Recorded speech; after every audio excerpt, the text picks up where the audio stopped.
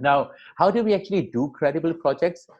If you go down this essay further, you will find a discussion on PDA. I will talk about PDA later, but there's a practical guide on sort of how to do it. So it's sort of the first aspect is the conceptual, right? How do we conceptually understand and develop this work? So instead of starting from theory or identifying a gap in the literature, we don't do that stuff. We're not interested in that stuff because our goal is not knowledge. We're trying to work with our real life situations. So what we will start with, we identify an issue in your local context that you would like to focus on. Now for us, jointly in this group here, I would all like to work on and focus on sugar. Okay? So sugar, diabetes is an issue, and that's high rates of diabetes type 2, dental problems, and other sugar-related problems are a concern for us in our communities, and that is an issue that is very much local in where we live and where we are part of, and therefore we would like to create and focus something and do something about it. So the next thing I want you to do is work together and talk to your friends and colleagues and students and families. Talk about it, discuss it, because you need to think about topics and from multiple perspectives, listen to what they have to say, listen to their experiences, read things from different sources, involve people in your project, make it a community project, a class project, a group project, a project that's between teachers across disciplines. Because remember, the topic that we're dealing with is very soon we will realize it's interdisciplinary. We have got literacy, of course, people will be reading and writing and doing things. But of course, with sugar, we have science, we can go into mathematics, we can go into history, we can go into any subject by focusing on sugar and different aspects of sugar. So we notice that how we're trying to combine we can combine the various aspects of what we see as different disciplines or different subject areas by focusing on an issue. Because now we're realizing that all of those things, to address this issue of high sugar consumption, we can't just do it in our language classrooms. We actually have to work across the disciplines. All the teachers and the community have to work together to address this concern. Why? Because it's a community concern. You get people working with you, involve people. Notice this is all conceptual because this is setting up your ideas. Now, as you're doing this, you're also collecting data, but notice the data is no longer survey data, right? You're learning to identify things that people have already done to address this issue. You're looking for examples of what people have done. This is what I would call for us, for our approach, for a credible approach, this is the new way of doing literature review. So you're not focused on literature by looking at reference materials and it's being stuck in journals which are behind paid walls and you can't access and you've got all these problems. No. Instead, you're looking at how did people have other people try to address this sugar consumption because it's a global issue. I'm sure other people in other countries and other communities might have done it. I wonder how they have done it. What have they done? What have other people talked about it? And then you start exploring that. And you go to all different sources, locally, regionally, globally, multiple languages, it doesn't matter, newspapers, magazines, blogs, social medias, anything. It makes no difference. Because you're no longer tied to academic discourses and producing mirrors and silos, right? You read and you reproduce what you've read instead of thinking and applying and creating.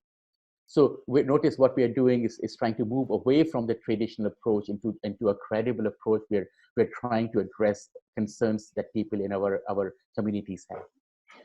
Right, so we're extending our notion of a literature review and we're changing the notion of data collection and we're turning this all into data, right? Identifying examples of successful projects and campaigns that have achieved goals similar to the ones you want to achieve. Identify various things. Notice it's things, it's not only texts or research papers, it's things. Anything can be a thing, right? We're opening up the space. We're opening up the possibility of people doing research who don't necessarily have to be very highly educated because we're opening up research as making it accessible to people, right? Instead of making research inaccessible and technical and pretty useless, we are bringing research into the homes and to the lives of our daily existence by realizing how research is about action, about understanding and trying to address, and how everybody can do it. And we can do it in different ways. And we don't always have to be dependent on knowledge and English, but we can look at other things and learn from things. things like advertisements, activities, books, policies, all of that stuff, products, posters, right? We learn from these things. And then we analyze it. We once, especially with examples of successful projects, once we have identified successful projects and campaigns, we want to do a discourse analysis of them. But notice, we want to do a positive discourse analysis. Now, notice this is in contrast with most of you have heard of critical discourse analysis, or CDA. You know, PDA, or positive discourse analysis, is a complementary approach. What does that mean? So to understand this a bit better, think about what critical discourse analysis does. Critical discourse analysis looks at texts or problems in the society or the community, or texts that have a problem, or bad examples, or bad messages, or bad newspapers edited, or problematic texts, and analyze why these texts are problematic. So we learn to analyze and identify why things are bad. But notice, we only learn how to identify what things are bad. We never go to the next stage. That is, how do we make things better? So instead of focusing on how to make things better, CDA leaves us by with the analysis of bad things and why things are bad. In many ways, I feel that's leaving us really frustrated. I mean, for years, until I sort of started doing the kind of work I do, it's extremely frustrating, because you know what the problems are. You can see them through your CDA. You can see them through your research. These are the problems. And yet, nothing happens. Nothing changes. So the research is not doing anything. So essentially what I suggest, I've essentially worked on developing work by some of my colleagues, especially Jim Martin and others, on positive discourse analysis, which is sort of comes out of SFL and linguistics, but then expanded it and made it more sociosemiotic and more sort of in terms of sensory systems instead of language based. So I call it the broad positive discourse analysis.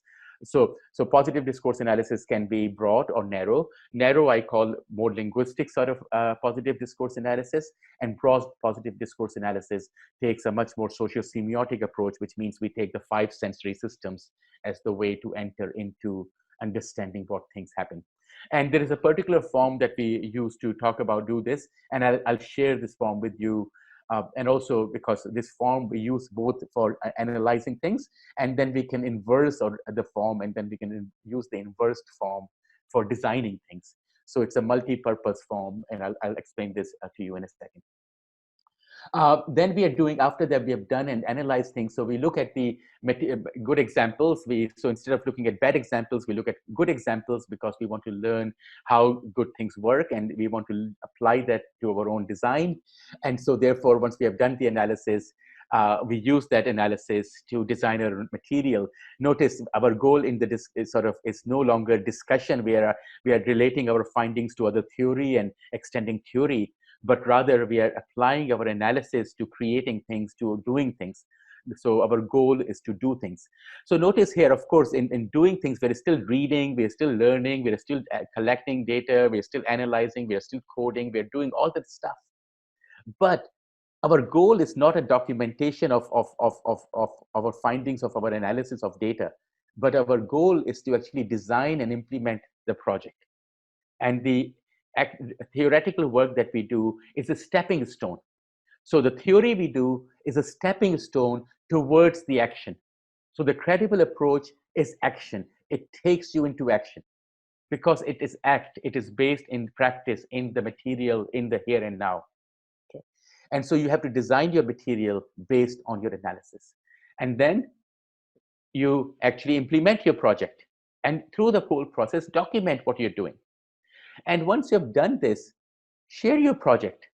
That becomes your final research paper or research project report. That is what you publish. So you still notice we're still publishing, we're still writing, we're still contributing to the knowledge thing, but it's based on actual practice. It's based on action. It's based on practice. Our theorization, our analysis, our discussions are based on practice.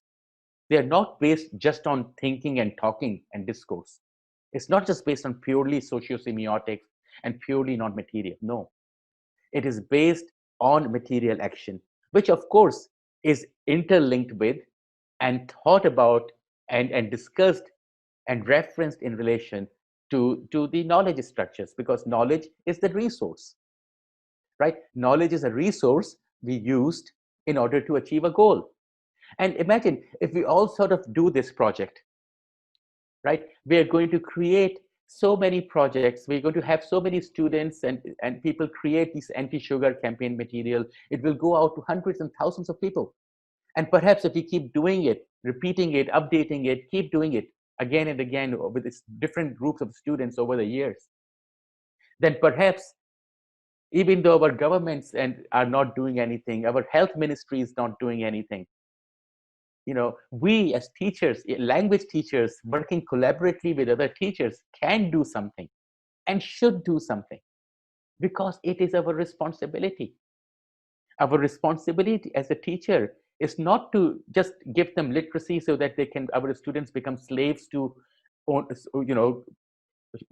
corporate owners and company owners and industry owners. No, we want our students to be independent, have self-respect, and be able to stand up for their own rights and have their own voice and be able to protect themselves and take care of themselves and the people around them, the community around them, the wildlife around them, the nature around them. That's what we want them to do. Now, if we want to do that, if that's our goal, and if we try to achieve that goal, then we have to act.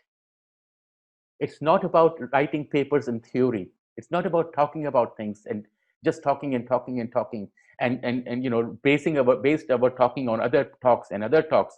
Imagine what the references culture do. What does the academic tradition do? When you're focusing on, if your goal, for example, is, let's say, if there are colleagues here who are at Purdue. So, for example, one of the things that these, writing research sort of people who work in academic genres and academic writing will keep telling you and telling research students, you must have reference citations, cite, most recent citations, make sure the citations come from X or Y sources, and they're respectful sources, and of course all that creates hierarchies of knowledge and all these boundaries. But notice how it sort of continues, creates these how the writing and centers sort of take us into literacies and base everything on referencing. And if you look at those references, guess what? Those references are based on other references, and you go back, they're based on other references. And notice everything in the field is based on not references and references and references. And many of those references are based on surveys and all sorts of things.